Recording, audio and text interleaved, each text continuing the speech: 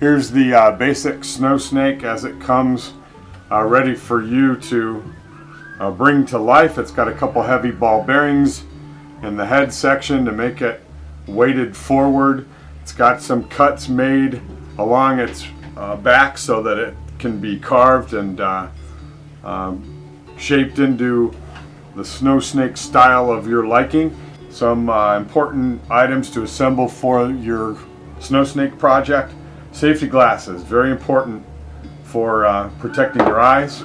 This is an inexpensive dust mask to protect from dust particles and sanding dust, sawdust, as we sand the Snowsnake. Also, it's very helpful if you decide to use spray paint to spray paint or shellac, varnish, polyurethane spray your snake when you're done. These pliers will help to remove some of the little wooden rib lemon slices here when you get done removing them initially with a putty knife. So very important. 2 or 3 grades of sandpaper from coarse to fine, a putty knife, generic, straightforward, small one, not a big huge one. And then these are wood rasps. This is a rasp with a nice handle on it. Allows you to shave the Snowsnake to the shape of your liking. This is just a larger one. Allows for longer strokes. But these are the key items, and I've shown you the whole display using another critical safety item, and that's my gloves to protect my hands. So make sure to put some gloves on to make sure you don't hurt yourself or scrape yourself or your hands, or to get your hands roughened up by some of the sandpaper.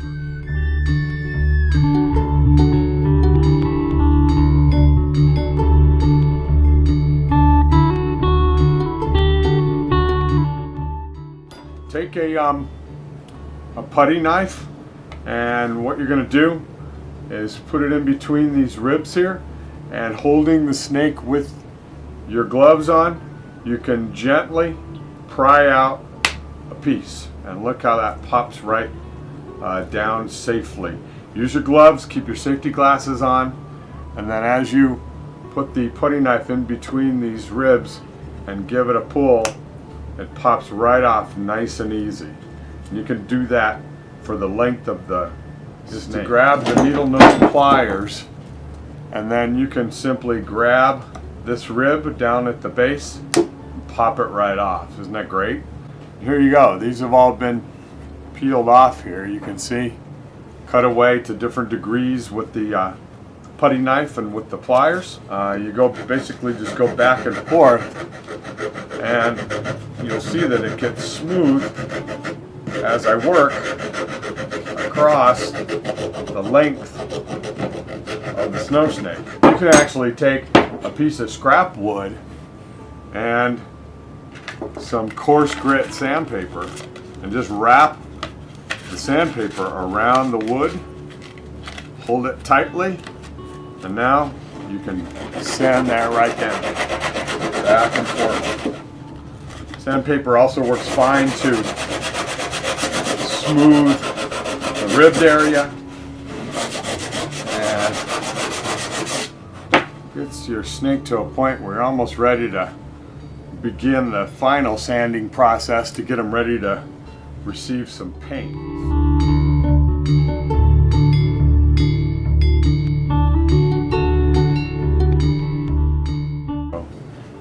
What we're going to do next is we're going to fill these holes here with some wood putty, and that way when the snake gets all completed, you won't even notice that there's some weights in the Here's a simple white wood filler material. I'm going to squeeze some out into each hole. There's some in that hole. There's some in this hole. Hey. And then you can put the cap on the material so it doesn't dry out. And then I can smear it a little bit with my putty knife to get it somewhat flat. Okay. And then when this dries, we'll sand it, and it will hide those holes right away. So.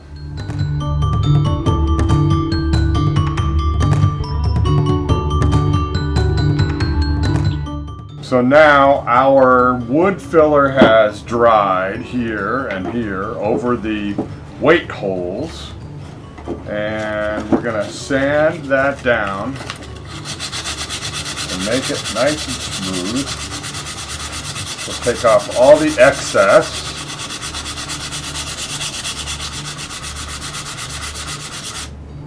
There we go. Now what we're going to do is sand the rest of the Snowsnake to get it ready for paint, primer, and color, and varnish. Maybe we'll even stain one. So I'm going to go over the entire Snowsnake with some fairly coarse sandpaper to smooth all the big rough areas down. So here, call it coarse sanding.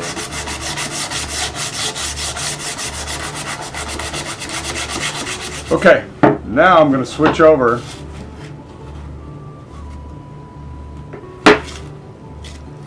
to a finer grit of sandpaper, and this sanding step is going to really smooth out the Snowsnake.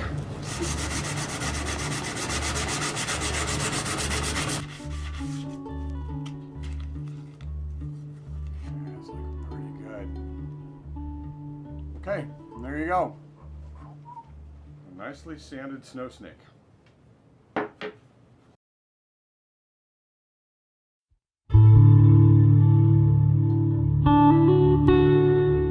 Today I thought I would just use one of the inexpensive foam brushes as an example. All these brushes will work fine for the project. And basically we're just going to put a nice coat of primer on this Snowsnake. So it doesn't require a thick coat. Don't overdo it, just brush it right on.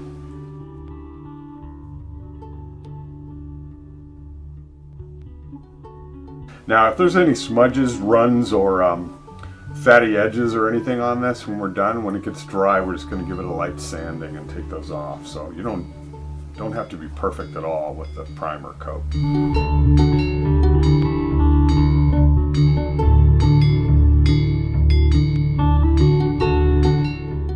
I think I'm going to do yellow for his body.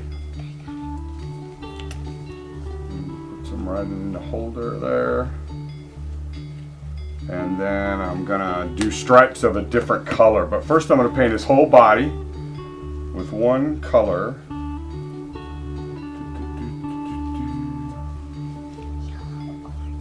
Very nice. And then we're going to let the yellow dry and then come back and put some decorations on them. There, that looks pretty good. Ready for some designs after this dries.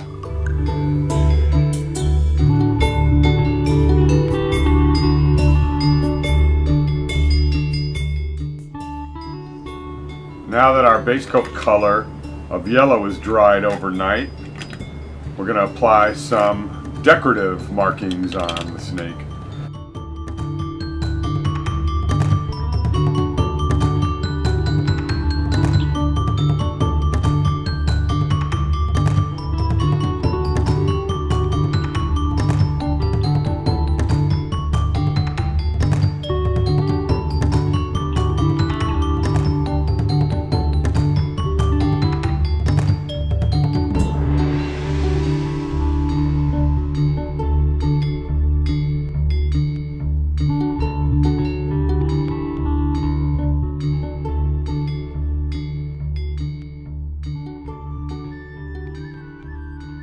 Okay, I've painted some decorations onto the snake. I mean, it looks pretty nice. I'm not going to worry about the bottom because it'll be sliding bottom down most of the time. I think the top looks great.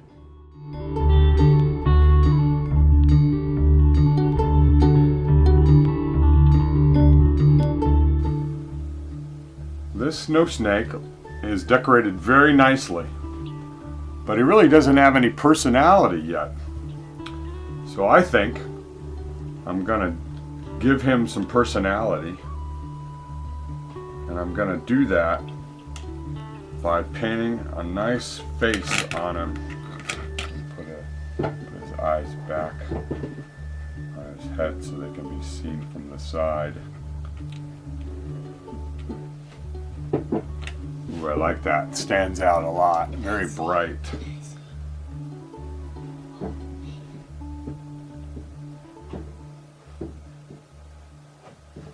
There we go. Two big bright eyes. And then I'm going to paint his mouth on the side and around the front.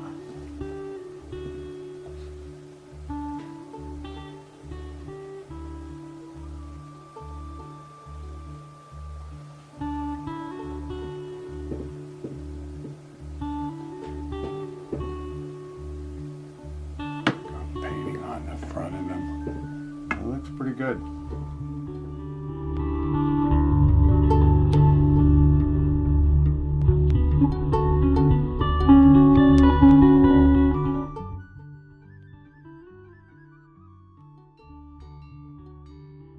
I've decided to spray my Snowsnake with an acrylic varnish. It's made to go over acrylic paints. Found it at Joann Fabric Store. Here it is, Krylon, Kamar varnish. They sell a clear coat too. I'm gonna try this one, see how it goes. I'm spraying in the garage so that there's not a lot of odor around.